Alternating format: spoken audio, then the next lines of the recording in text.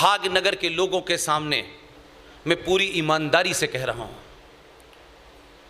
जितने काम 5-6 हुए हैं, हम में से किसी ने भी कभी भी ये नहीं सोचा कि ये नहीं होगा। हम ये मानते थे कि अपनी बात इस देश के 95 करोड़ सनातनी हिंदू के सामने रखेंगे, और आज संचार क्रांति के माध्यम से ये बात यहाँ से अमेरिका, तुरान, जापान सब जगह जाती है। अगर हमारी बातों में दबाव होगा तो बाहर भी हमारा प्रधानमंत्री जाएगा, वो भी वही मांग उठाएंगे, अंदर के लोग भी वही मांग उठाएंगे। और ये तो इस देश में पहला ऐसा प्रधानमंत्री है जो संचार क्रांति के जितने भी तंत्र हैं उसका मास्टर है। इसलिए इस यकीन के साथ कह रहा हूं कि जब भी, मैं नहीं जानता कि मोहन गुप्ता जी, जिन्होंने बड़ा साहस किया है पिछले 4-5 साल में कि हम जैसे लोगों को मंच दिया है, हमें जो मंच देता है उससे पुलिस पूछताछ जरूर करती है, पहले भी करती है और बाद में भी करती है। हमने कहा मोहन गुप्ता जी, आप बोलते नहीं हैं, आप भाषण नहीं देते हैं, लेकिन आप ये जो करते हैं कि हम जैसों के लिए मंच बना करके इतने लोगों को बुलाते हैं, ये 100 भाषणों से भी ज्यादा महत्वपूर्ण काम है। इसलिए हर शहर में अपने आप, छोटे छोटे शहर में, गांव में करोड़ों मोहन गुप्ता पैदा हो गए हैं। यही वजह है कि हम यहां से घर आशीर्वाद दिया। मैंने उनसे भी यही बात कही और कल भी उनसे मिलते वक्त एक ही बात कही, आपकी क्या परंपरा है, क्या परंपरा नहीं है, यह आपका निजी मामला है। भारत राष्ट्र का एक नागरिक होने के नाते इसको आप कैसे सुलझाएं, ये आपका काम है, मेरा काम नहीं है। मैं चाहता हूं कि चारों मठों के शंकराचार्य दिल्ली में एक सभा करें। सभा की जिम्मेदारी हम ले लेंगे, लेकिन चारों शंकराचार्य खड़े होकर के एक साथ इस देश में आस्थाओं और परंपराओं के ऊपर अपना मत एक साथ रखें और देश को एक लाइन दें। ये परंपरा क्यों है, ये परंपरा गलत है, ये सही है, वही मान्य होगी। काले कोट पहनने वालों को भारत की आदर्श परंपरा में कोई भी फैसला देने का अधिकार नहीं है। उनको क्राइम क्या हो रहा है इन सब पे जाएं, लेकिन मेरी आस्था पे वो खिलवाड़ न करें, क्योंकि उन लोगों को हम उनके ज्ञान को देख चुके हैं कि जो लोग भारत के संविधान की शपथ लेके काला कोट पहनते हैं, उन्होंने बहुत दिन तक ऐसी बहुत सारी पिटीशन को एडमिट किया, क्योंकि उनको भी ये लगता था कि इससे क्या फर्क पड़ता है, क्योंकि हम तो न्याय के सबसे ऊपर बैठे हुए हैं, हम पे तो कोई सवाल ही नहीं खड़ा करेगा। इसलिए कंटेम्प्ट ऑफ कोर्ट डरा नहीं सकता हम जैसे लोगों को। उन्होंने कुछ भी फैसला दिया, भगवान राम नहीं है, उनका अस्तित्व नहीं है, वो भी पिटीशन एक्सेप्ट कर ली। और आज क्या स्थिति है, क्योंकि उनको मालूम है कि ये 95 करोड़ लोग अपनी प्रतिक्रिया नहीं देते हैं, ये खामोश रहने वाले लोग हैं, तो हर ऐरा गहरा आया और आपके ऊपर पैर रख के निकल गया। और दूसरा तरफ देखिए, इसलिए मैंने कहा कि शबरीमाला पे जो भी बात कहनी थी, आप उन लोगों से बात कहते जो उसका सही उत्तर देते हैं। काले कोट पहन करके वकील साहब को कुछ पता वता होता नहीं है, उनका कोई काम नहीं है जवाब देने का। आपने ये नहीं किया। लेकिन दूसरी तरफ अभी क्या हुआ है, कर्नाटक राज्य में जब सबरीमला का फैसला दे रहे थे, हमारे हक में भी नहीं था, हमारी परंपराओं को आपने रौंदा, हमारी आस्थाओं को आपने रौंदा, और एक तथाकथित आपको जेंडर जस्टिस नाम की बीमारी जो अमेरिका जैसे देशों में चलती है वो आपको खाने लगी। और भारत की हजारों हजारों साल की परंपरा को एक जज तय करने लगा कि ये परंपरा नहीं होनी चाहिए, यहां जेंडर जस्टिस होना चाहिए। उनके घर जाइए तो उनके साथ जस्टिस नहीं होता है, वो देश को जस्टिस देंगे। ऐसे ऐसे लोगों ने इस तरीके की बातें की और आप खामोश रहे। उसके बावजूद भी किसी जज को गाली नहीं दी हमने, किसी जज को सिक्योरिटी नहीं लेनी पड़ी। यह हमारी सिविलाइजेशन है, यह हमारी आस्था है, यह हमारी परंपरा है। हम सड़कों पे तलवार लेकर के किसी को मारने नहीं निकलते। कर्नाटक के अंदर कुछ इस्लामिक जिहादियों ने अपने एजेंडे के हिसाब से उत्तर प्रदेश के चुनाव को मुतासिर करने के लिए, इन्फ्लुएंस करने के लिए यकायक रात में एक बीमारी पैदा कर दी कि हिजाब हमारे इस्लाम का हिस्सा है, इसलिए हम इस पे कंप्रोमाइज नहीं करेंगे। बहस हुई, हालात इतने बिगड़े कि जज साहिबान ने एक नया पंडोरा बॉक्स खोल दिया है, जाने अनजाने में खोल दिया है।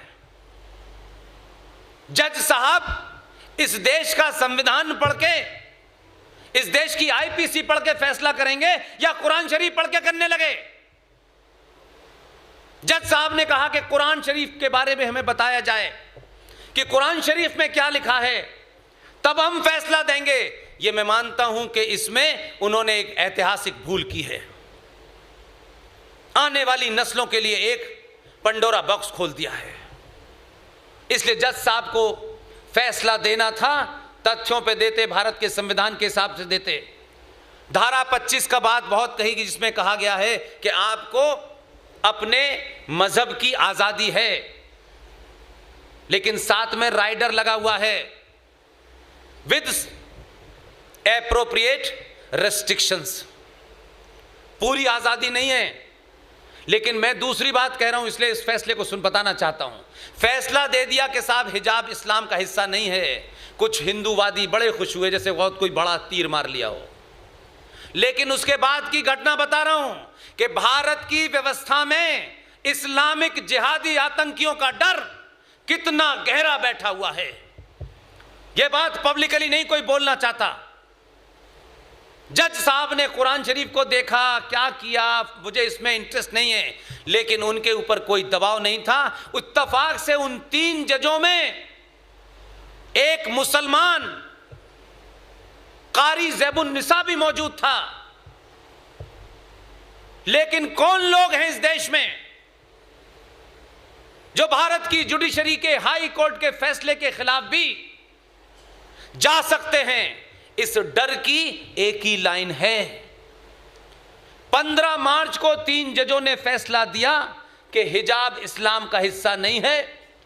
हिजाब आपका पर्सनल मामला है, ये चॉइस का मामला है और ये पर्सनल है। आप सार्वजनिक किसी इंस्टीट्यूट में जाएंगे तो आपको वहां के नियम मानने होंगे। 15 मार्च को फैसला दिया। कौन इस देश में वो जिहादी हैं जो भारत की हाई कोर्ट से लेकर सुप्रीम कोर्ट को डरा रहे हैं? 15 मार्च को फैसला आता है, 20 मार्च को तीनों जजों को Y+ सिक्योरिटी दी जाती है। यह बताती है कि आपकी व्यवस्था अंदर से कितनी टूटी हुई है। अगर इस देश में रोज ऐसे फैसले आएंगे तो हर जज को एक Y सिक्योरिटी देनी पड़ेगी। और जज साहब, आपने अपने ऊपर फैसला कर लिया और मांग लिया और आपको सिक्योरिटी मिल गई। अगर आप इतने ही ईमानदार थे तो एक घटना का जिक्र इसलिए करता हूं कि उसकी जीवन भी बहुत महत्वपूर्ण था। 1965 में जम्मू कश्मीर में इस्लामिक मुसलमान जिहादियों ने एक संगठन बनाया। उस संगठन का नाम था जम्मू कश्मीर लिबरेशन फ्रंट और उस फ्रंट का मुखिया था मकबूल भट्ट। 1965 में बनाया। 1966 में JKLF के चीफ मकबूल भट्ट ने जम्मू कश्मीर पुलिस के अंदर CID का एक ऑफिसर अमीर चंद की सड़क पे हत्या कर दी। ये तो आपको अब फिल्म के माध्यम से पता चला है, इसलिए बता रहा हूं। 65 में संगठन बना, 66 में उसने एक हिंदू अमीर चंद की हत्या की जो CID का इंस्पेक्टर था। 1968 में सेशन कोर्ट में नीलकांत गंजू जो जज साहिबान थे, उन्होंने मकबूल भट्ट को मौत की सजा दे दी। इस देश की लचर व्यवस्था ने उस मौत की सजा को काफी लंबा टरकाया, आगे बढ़ा। और आप सोचिए कि जिहादियों का कन्विक्शन देखिए, क्योंकि उन्हें अल्लाह के अलावा कोई दूसरा इबादत के लायक नहीं है। उनका फलसफा साफ है, वो आपकी व्यवस्था को नहीं मानते। आप पागलों की तरह बकते रहिए कि सारे धर्म बराबर हैं। जिस आदमी को 1968 में उन्होंने मौत की सजा दी, उस ऑर्गेनाइजेशन में 4 नवंबर 1989 को 68 में सजा सुनाई। 1989 में कोर्ट से बाहर निकल के नीलकांत गंजू जज साहब जब सड़क पे जा रहे थे, मुसलमानों ने घेरा और इतनी गोलियां मारी उनको कि वो सड़क पे वहीं मर गए। और मोटरसाइकिल मुसलमान चला रहे थे उसके चारों तरफ, और कहा कि इस काफिर को किसी ने पानी दिया उसको मार देंगे। काश उनको भी जज साहब Y+ सिक्योरिटी मिली होती, उनको नहीं मिली। इसलिए इस देश की न्याय व्यवस्था में भले ही बहुत बहादुर लगते हों, आपको फैसला देने से पहले आप ये सोचते हैं किस पे फैसला जल्दी दिया जाए और किस पे देर पे दिया जाए। इसलिए राम मंदिर के ऊपर 150 साल लगे आपको, और शबरीमला पे देने में आपको 5 मिनट लगे।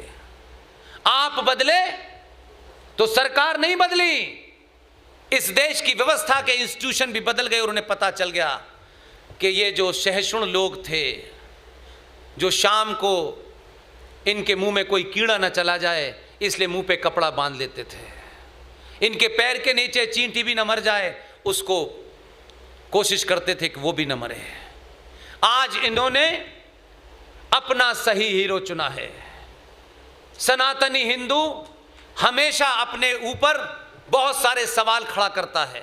इसलिए मैंने शुरू में कहा, जब आप इस बीमारी से बाहर निकलेंगे कि मैं जो कर रहा हूं लोग क्या कहेंगे, मेरी बात मेरे बारे में लोग क्या सोचेंगे, क्या सोचते हैं मेरे जूते से,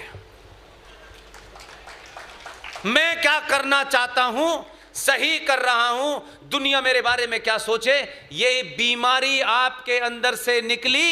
इसलिए 2002 का जिस भाषा में जवाब देना था, इस्लामिक आतंकवादियों ने 56 कार सेवकों की ट्रेन में आग लगाई थी, वहां की जनता ने वो जवाब दिया, तो आपने अपना हीरो 2002 के हीरो को बनाया।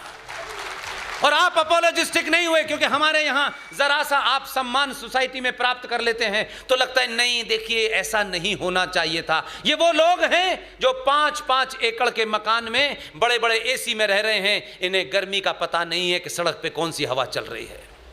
इसलिए यह बदलाव आपके अंदर हुआ और उसको पता है कि मुझे बदला किसने है। इसलिए 370 भी हटी, राम मंदिर का फैसला भी आया।